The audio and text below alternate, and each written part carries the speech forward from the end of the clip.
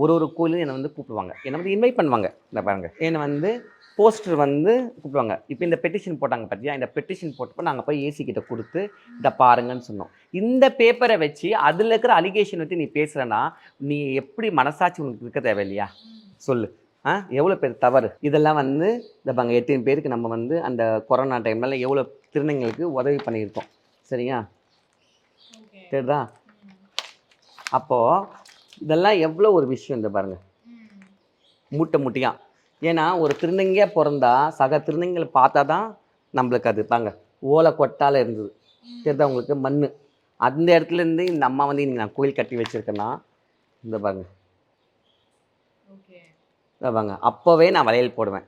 அப்போவே எனக்கு நிறைய நகை நட்டு இருந்தது. எல்லாருக்குமே தெரியும், அது எல்லாருக்குமே தெரியும். எவ்வளோ திருநங்கைகளுக்கு இந்த பாருங்க, பள்ளி குழந்தைங்களுக்கு எவ்வளோ உதவி பண்ணுவேன் நான். என்னோடய வளர்ச்சி எல்லாமே வந்து சர்வீஸாக தான் இருந்தது. எனக்கு வந்து சர்வீஸ் அவ்வளோ பிடிக்கும்.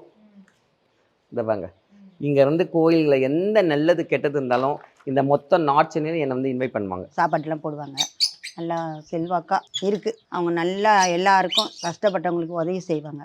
இன்றைக்கி நல்லது கெட்டது எல்லாமே அவங்களே பண்ணுவாங்க. எந்த குறவும் கிடையாது இந்த இடத்துக்கு.